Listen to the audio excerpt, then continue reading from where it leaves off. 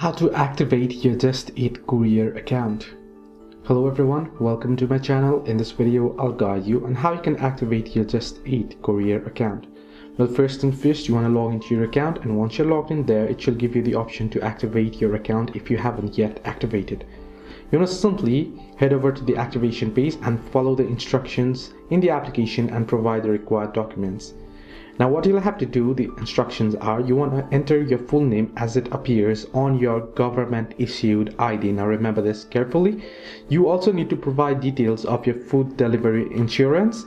Then you want to demonstrate your eligibility for work. The required are documents, government issued photo ID, proof of work eligibility, and details of your food delivery insurance.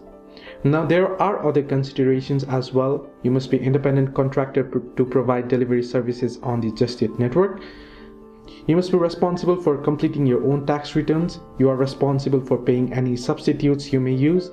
You cannot create duplicate accounts. And if you have a criminal record, your application will not be accepted. Hope this video helped. Do like and subscribe, and do not forget to leave comments down below if you have any further issues.